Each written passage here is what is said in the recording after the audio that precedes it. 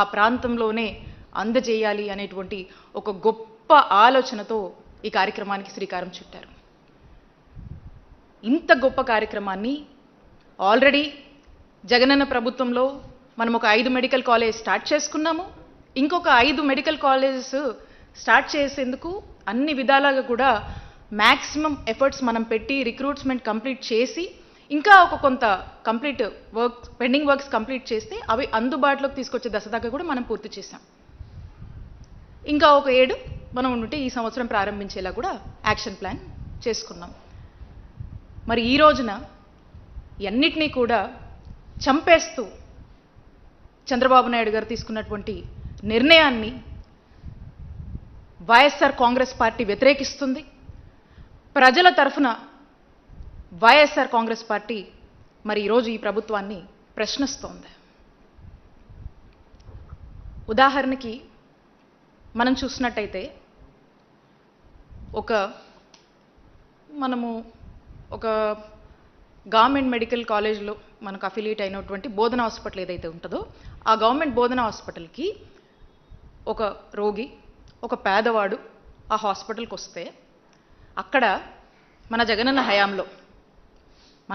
హయాంలో చూస్తే అక్కడ ఆ రోగికి వచ్చినటువంటి ఆ పేదవాడికి ఓపీ ఫ్రీ, ఆ తర్వాత డాక్టర్ కన్సల్టేషన్ ఉంటుంది అది ఫ్రీ.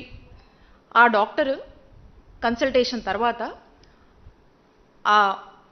ఆ రోగికి ఏదైనా మందులు రాస్తే ఆ మందులు ఫ్రీ.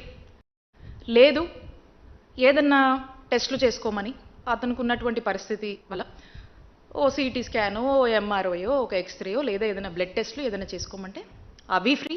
ఆ టెస్టుల తర్వాత ఆ రిపోర్ట్ తీసుకొని మళ్ళీ రీకన్సల్టేషన్కి వెళ్తే ఆ రీకన్సల్టేషన్ ఫ్రీ.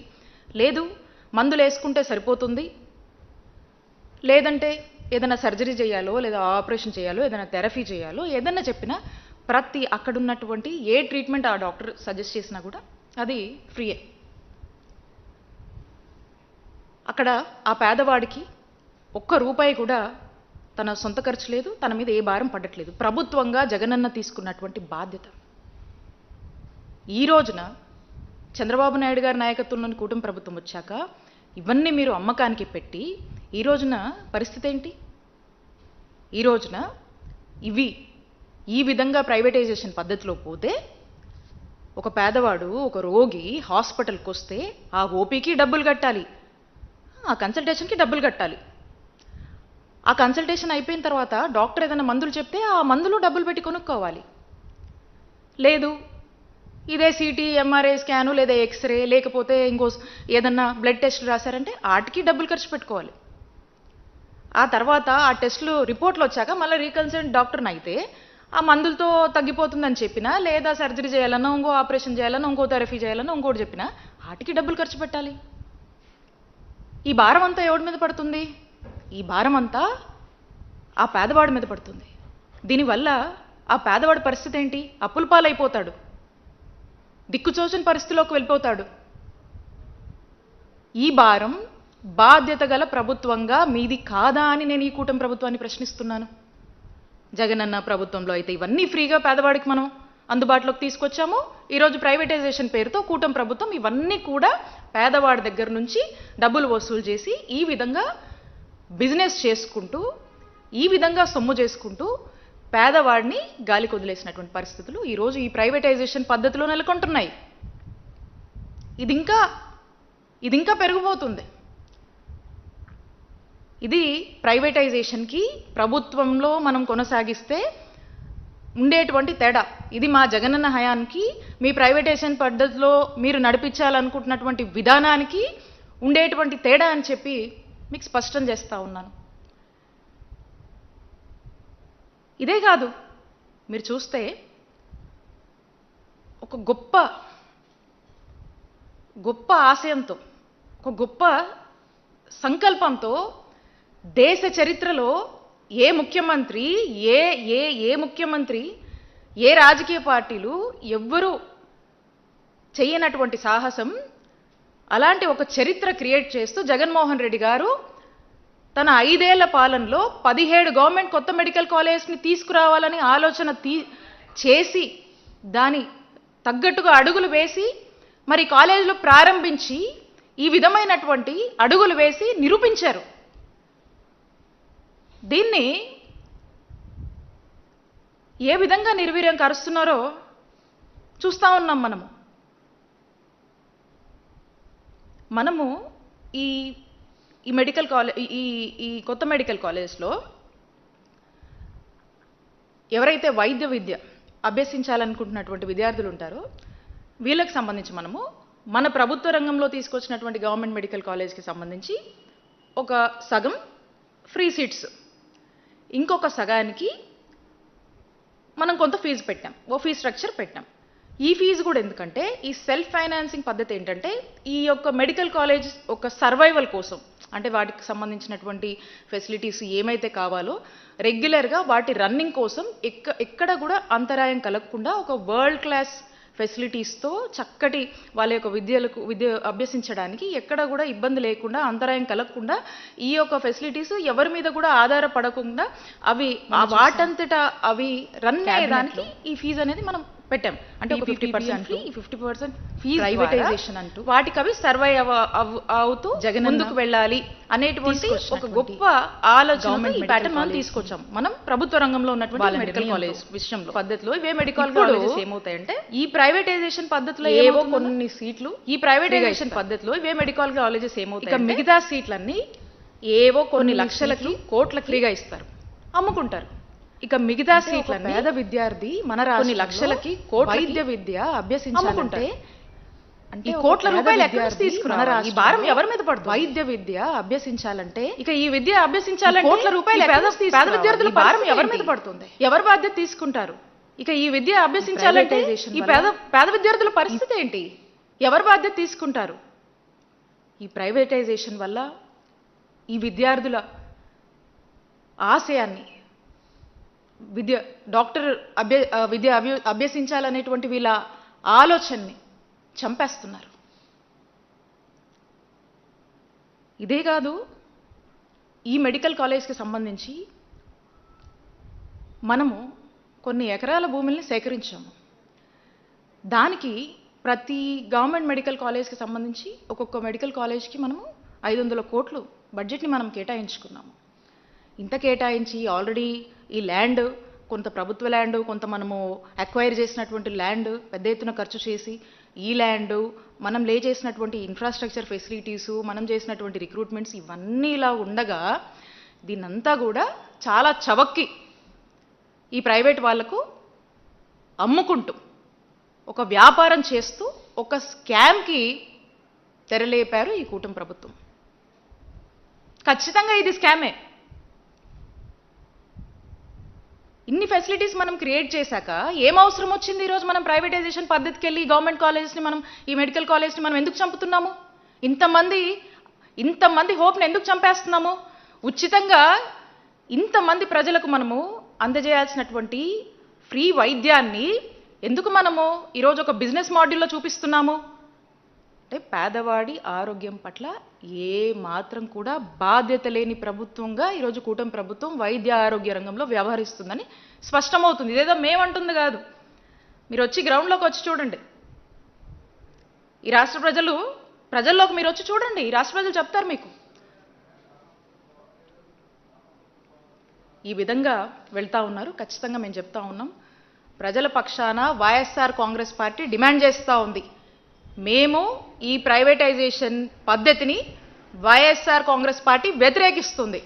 నిన్న మా నాయకుడు జగన్మోహన్ రెడ్డి గారు స్పష్టంగా వారి యొక్క స్టాండ్ని తెలియజేశారు.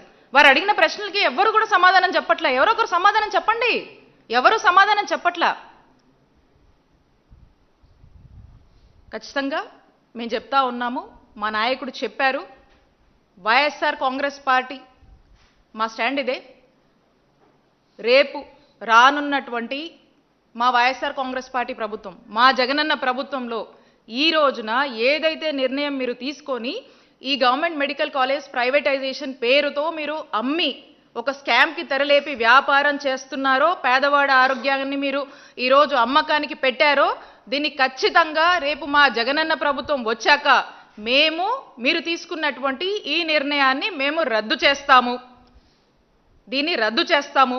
మళ్ళా ఈ గవర్నమెంట్ మెడికల్ కాలేజ్ అన్నీ కూడా తిరిగి గవర్నమెంట్లోనే కొనసాగిస్తూ పేద ప్రజలకు ఉచిత వైద్యాన్ని అందజేస్తామని చెప్పి మా నాయకుడు చెప్పాడు. ఈరోజు నేను కూడా చెప్తా ఉన్నాం, మేమందరం కూడా చెప్తా ఉన్నాం.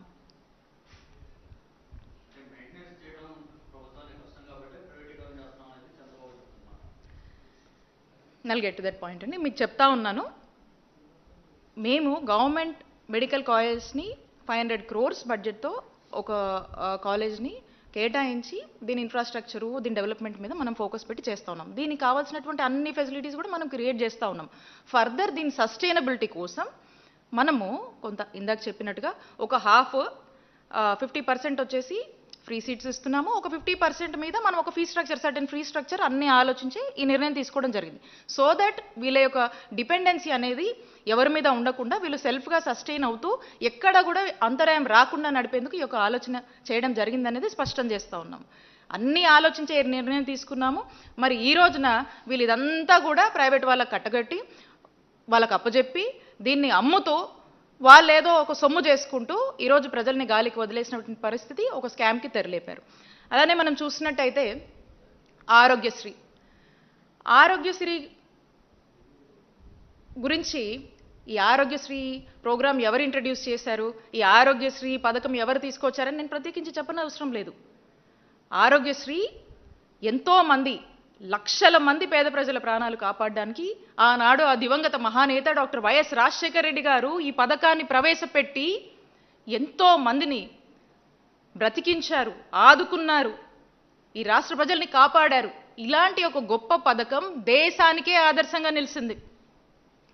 ఈరోజు దేశంలో ఉన్నటువంటి దాదాపు అన్ని రాష్ట్రాలు కూడా ఆరోగ్యశ్రీ అనేటువంటి ప్రోగ్రామ్ని వాళ్ళందరూ కూడా ఈ ట్రస్ట్ని ఫాలో అవుతూ అమలు చేస్తూ మరి ముందుకు వెళ్తున్నటువంటి పరిస్థితి. ఆంధ్రప్రదేశ్లో ఆరిజిన్ అయినటువంటి ఈ గొప్ప పథకం దేశానికి ఆదర్శంగా నిలిచినటువంటి పరిస్థితుల్లో ఈ రోజున కూటమి ప్రభుత్వం వచ్చాక అసలు ఈ ఆరోగ్యశ్రీనే లేకుండా చేస్తూ ఉన్నారు. హైబ్రిడ్ మోడల్ అంటున్నారు, అదేదో ఇన్సూరెన్స్ మోడల్ అని మాట్లాడుతూ ఉన్నారు. ఈ ఎక్కడ లేని మాడ్యూల్స్ అన్నీ కూడా చెప్తూ ఈరోజు ప్రజలకు చక్కటి ఫ్రీగా అందేటి వైద్య ఆరోగ్య సేవల నుంచి దూరం చేస్తూ అనేక ఇబ్బందులు పాలు చేస్తూ ఉన్నారు.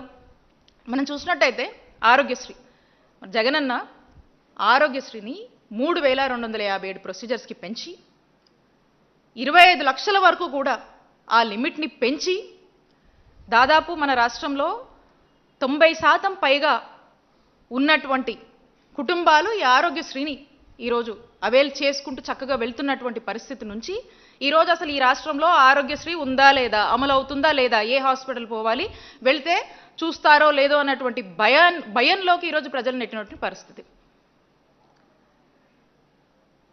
మా నాయకుడు జగన్మోహన్ రెడ్డి గారు జగనన్న ప్రభుత్వంలో బ్రహ్మాండంగా ఈ ఆరోగ్యశ్రీ ట్రస్ట్ కింద 3600 కోట్లు సంవత్సరానికి మనం ఖర్చు చేస్తూ గొప్పగా ఈ ఆరోగ్యశ్రీ పథకాన్ని, ఈ ప్రోగ్రామ్ని మనం అమలు చేసినటువంటి పరిస్థితి. ఈ రోజున వీళ్ళు చెప్తా ఉన్నారు, వీళ్ళకి 100 కన్ఫ్యూజన్స్ ఉన్నాయి. అసలు ఈ ఆరోగ్యశ్రీని ఇన్సూరెన్స్ మోడల్లోకి తీసుకువెళ్లాల్సినటువంటి అవసరం ఏంటి, దానివల్ల వచ్చే అడ్వాంటేజెస్ ఏంటో చెప్పాలి. ఏదో ప్రీమియం అంటారు, ఏదో ఇన్సూరెన్స్ మోడల్ అంటారు, ఇంకేంటేంటో అంటున్నారు. దాని మీద వాళ్ళకే స్పష్టత లేదు. క్లారిటీ ఇవ్వండి. అసలు మీరు ఎందుకు వెళ్ళాలనుకుంటున్నారు, వెళ్తే ఏంటి, వెళ్ళడం వల్ల అడ్వాంటేజెస్ ఏంటి, దీనివల్ల ప్రజలకు ఏ విధంగా మేలు అవుతుంది. ఫర్ ఎగ్జాంపుల్, ఉదాహరణకి మనం చూస్తే ఒక వ్యక్తి ఈ ఇన్సూరెన్స్ మాడ్యూలే గనక ఉంటే ఏదైనా ఒక జబ్బు వచ్చి ఆ హాస్పిటల్కి వెళ్తే ఫర్ సపోజ్ ఒక 2 లక్షలు ఖర్చు అవుతుంది, 2 లక్షలు ఖర్చు అవుతుంది ఆ జబ్బు నయం కావడానికి అని చెప్తే అందులో 50,000 ఆరోగ్యశ్రీలో ఈ ఇన్సూరెన్స్ మాడ్యూల్లో మీకు లభిస్తుందండి అని చెప్తే ఇంకో 1,50,000 ఎక్కడి నుంచి ఈ వ్యక్తి పెట్టుకోవాలి, దీనికి ఎవరు రెస్పాన్సిబుల్ తీసుకుంటారు? ఇలాంటి పరిస్థితులకు ఇలాంటి కన్సర్న్స్ ఉన్నటువంటి ప్రజలకు ఏం సమాధానం చెప్పాలనుకుంటున్నారు ఈ కూటమి ప్రభుత్వం? ఇదే జగనన్న ప్రభుత్వంలో అయితే 25 లక్షల వరకు, అంతకన్నా మించి అంటే చాలా రేర్ కేసెస్. బట్ అయినా అది కూడా ప్రభుత్వం భరిస్తుంది, భరించింది. అలాంటి పరిస్థితులు ఉన్నాయి, భరించింది. భరిస్తామని జగన్మోహన్ రెడ్డి గారు మరి ఎంతో మందికి కూడా ఎంత ఖర్చు అయినా కూడా పెట్టుకున్నటువంటి పరిస్థితులు ఉన్నాయి. అలాంటిది మీరు ఏం చెప్తున్నారు ఈరోజు ప్రజలకి? ఏంటేంటో చెప్పి కన్ఫ్యూజ్ చేస్తున్నారు. ఒక క్లారిటీ ఇవ్వండి, ఒక స్పష్టత ఇవ్వండి. మీరు బ్రహ్మాండ 3600 కోట్లతోనే ఆరోగ్యశ్రీని మనం జగనన్న హయాంలో బ్రహ్మాండంగా అమలు చేశాం ట్రస్ట్ కింద. మీరు ఈ ప్రీమియం అని ఇవ్వని అవ్వని ఏదేదో చేసి మీరు చెప్తున్న అన్ని ఇంకేటేటో చేయాలంటే ఖచ్చితంగా ఒక 5000 కోట్ల కన్నా కూడా ఎక్కువ అవుతుంది ఖర్చు. దాంట్లో కూడా మళ్ళీ గ్యారెంటీ లేదు. ఇందాక ఎగ్జాంపుల్ చెప్పాను కదా, ఓ కొంత వస్తుంది. అసలు ఆరోగ్యశ్రీ వర్తిస్తుందా లేదా అనే కన్ఫ్యూజనే ప్రజల్లో చాలా ఉంది. చూడట్లేదు హాస్పిటల్స్. మరి అంత ఖర్చు అయ్యేటువంటి పరిస్థితి ఉంటుంది. మరి అంత ఖర్చు చేస్తూ ఆ ఇన్సూరెన్స్కి మోడల్కి ఈ హైబ్రిడ్ మోడల్స్కి వెళ్ళాల్సినటువంటి అవసరం ఏముందో చెప్పాలి మీరు. 3600 కోట్లకి 5,000 కోట్లకు పైగా అవుతున్నటువంటి బడ్జెట్. ఆ మధ్యలో నంబర్స్ ఉన్నాయే, ఆ 1500 కోట్లు 1400 కోట్ల వరకు, అవి ఎవరి జాబ్లోకి వెళ్తాయి? రాష్ట్ర ప్రజలు అన్నీ గమనిస్తున్నారు. అలానే ఇప్పుడున్నటువంటి ఈ ట్రస్ట్ని కంటిన్యూ చేస్తూ నెట్వర్క్ హాస్పిటల్స్ 4000 కోట్ల వరకు కూడా మీరు చెల్లించాలి. ఒక 600 కోట్లు ఏదో చెల్లించి వాటికి ఇవ్వకుండా వాటిని గాలికి వదిలేశారు. ఈరోజు నానా ఇబ్బందులు పడుతున్నాయి నెట్వర్క్ హాస్పిటల్స్. ఈరోజు పేషెంట్స్ వెళ్తే చూడటంలా. ఎందుకు చూడటం లేదంటే బిల్లులు రావాలి ప్రభుత్వం నుంచి, మీరు చెల్లించట్లేదు, వాళ్ళు ప్రజల్ని పట్టించుకోవట్లేదు. డబ్బులు ఉంటే చూపించుకోవాలి, లేదంటే లేదా అప్పులు చేసుకొని చూపించుకోవాలి. పేదవాడి పరిస్థితి ఇది. నెట్వర్క్ హాస్పిటల్స్ కూడా ఏం చేస్తారు పాపం, వాళ్ళు కూడా గాలికి వదిలేశారు. డబ్బులు వస్తే వాళ్ళు వైద్యం చేయడానికి సిద్ధంగా ఉన్నారు. వాళ్ళకి చెల్లించాల్సినటువంటి బకాయిలు చెల్లించి వాళ్ళని ఎంకరేజ్ చేస్తే బ్రహ్మాండంగా ఈ ఆరోగ్యశ్రీ ట్రస్ట్ కింద వైద్య ఆరోగ్య సేవలు అందించవచ్చు, వైద్య ఆరోగ్య రంగానికి ప్రాణం పోయొచ్చు. కానీ మీరు ప్రాణం తీయాలనుకుంటున్నారు. ప్రజల ప్రాణాలతో మీరు ఆడుకుంటున్నారు ఈరోజు. ఎందుకు ఇదంతా చేస్తున్నారంటే, ఇవన్నీ మంచి పనులు చేసినా ఈ పేరు ఆ దివంగత మహానేత డాక్టర్ వైఎస్ రాజశేఖర రెడ్డి గారికే పేరు వస్తుంది, మా నాయకుడు జగన్మోహన్ రెడ్డి గారికే పేరు వస్తుంది. కాబట్టి ఈ పేరు ప్రజల్లోంచి పూర్తిగా చెరిపేయాలనేటువంటి ఒక దురాలోచనతో మీరు ఇవేవీ లేకుండా చేస్తూ ఉన్నారు. అదే మనకు స్పష్టమవుతా ఉంది.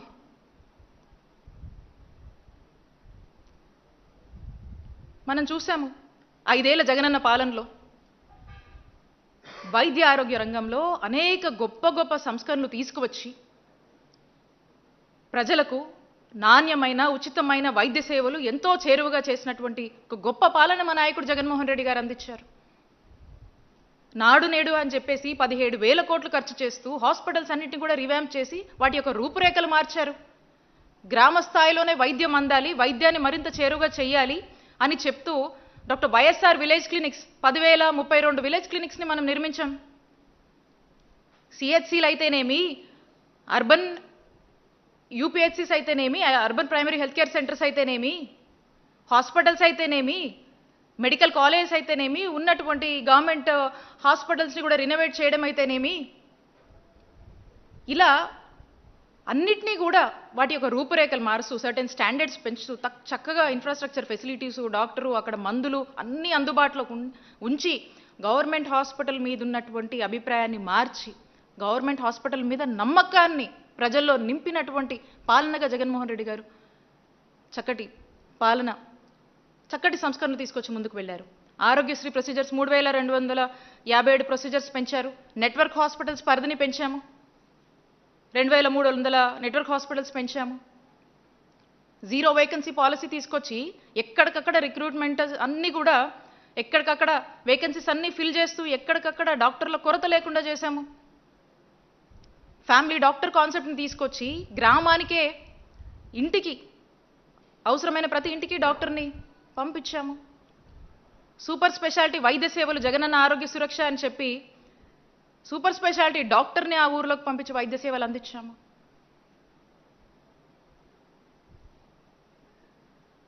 నూతన గవర్నమెంట్ మెడికల్ కాలేజ్ తీసుకురావాలి, ప్రివెంటివ్ టెరిషరీ కేర్ని ఇంకా బలోపేతం చేయాలి, ప్రజల వద్దకే సులువుగా వైద్య సేవలు అందించాలని చేసినటువంటి ప్రతి ఒక్క ఆలోచనని, తీసుకొచ్చినటువంటి ప్రతి ఒక్క సంస్కరణని ఈరోజు క్రమంగా కూడా మీరు ఈరోజు నీరుగారుస్తున్నారు, ఒక రకంగా చంపేస్తున్నారని చెప్పొచ్చు.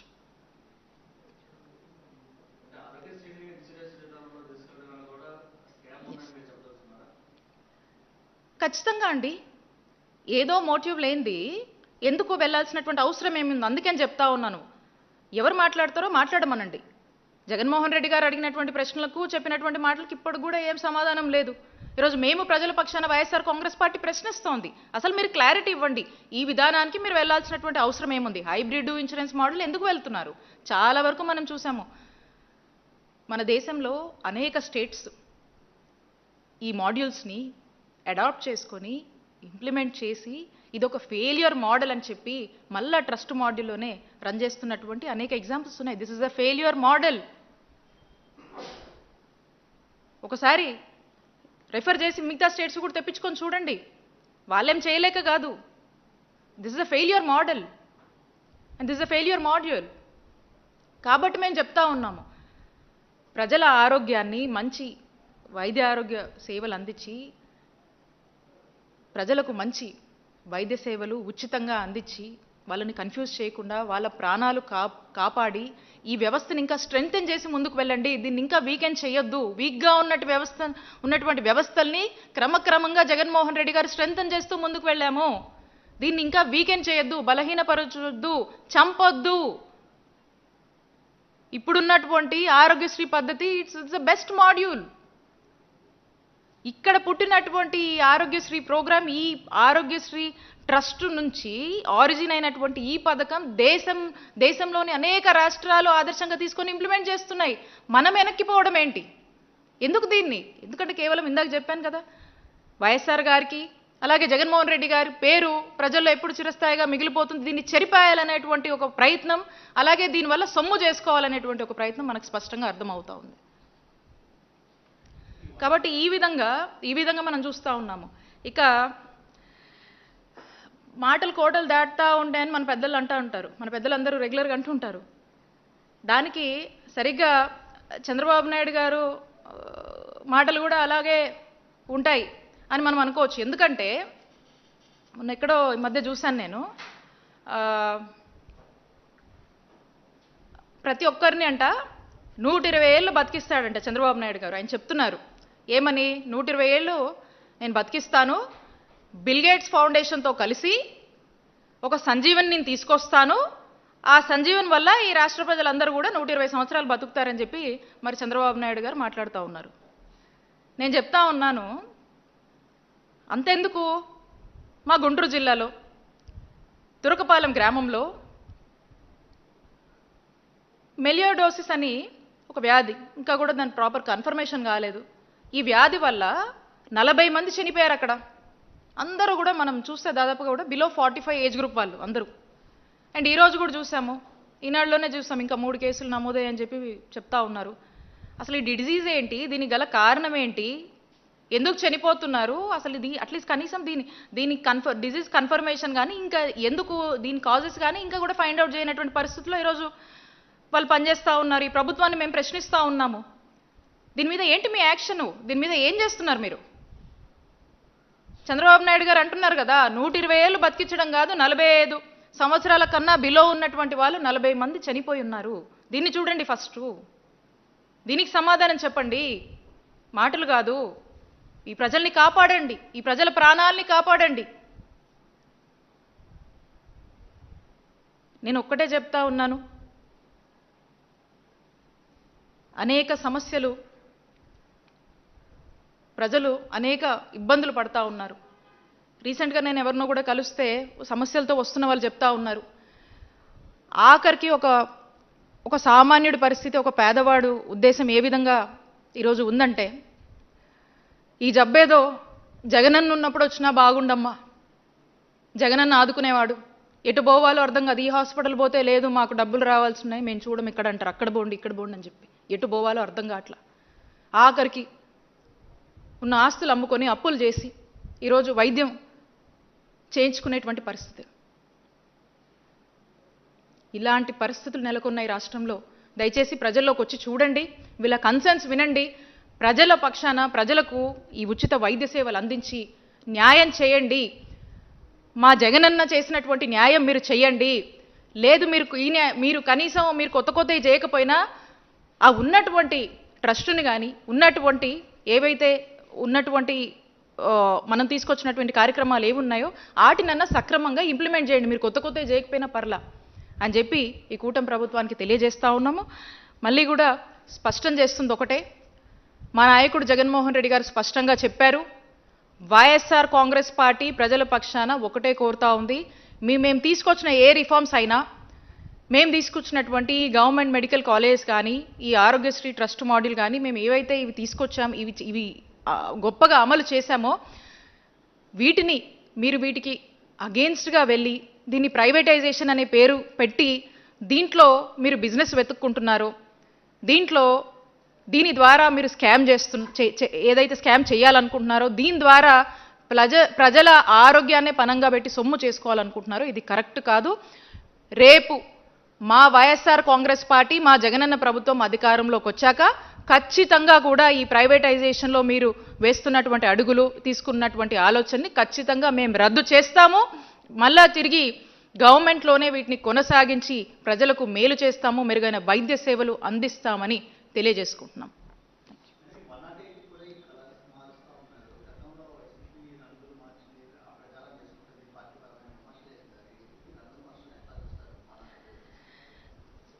మీకు ఇందాక మా మాటల్లో స్పష్టంగా చెప్పాము, వీళ్ళకి ఎంతసేపు కూడా ఆరోగ్యశ్రీ అంటే ప్రజలకి వైఎస్ రాజశేఖర రెడ్డి గారు గుర్తొస్తారు, జగన్మోహన్ రెడ్డి గారు గుర్తొస్తారు. ఈ పేరుని పూర్తిగా ప్రజల్లోంచి తొలగించాలి, దీన్ని చెరిపేయాలి. అది చెరిపేయలేరు, అయినా దీన్ని చెరిపేయాలి అని చెప్తూ చేస్తున్నటువంటి ప్రయత్నాలే తప్పితే ఇక్కడ ఒక పేదవాడికి మంచి చేద్దామని కానీ ఉచితంగా వైద్య సేవలు అందిద్దాము, పేదవాడి ఆరోగ్యం కాపాడదాము అనేటువంటి ఉద్దేశాలు ఏమీ లేవు. దాంట్లో భాగంగానే చేస్తున్నటువంటి ప్రయత్నాలు ఇవి, ఈ రంగులు మార్చడం కానీ ఇంకోటి కానీ ఇవన్నీ వీటి మీద ఉన్నటువంటి దృష్టి ఈరోజు చక్కటి వైద్య సేవలు అందిస్తాం అనేటువంటి ఆలోచన ఈ కూటమి ప్రభుత్వానికి లేదు. Any questions?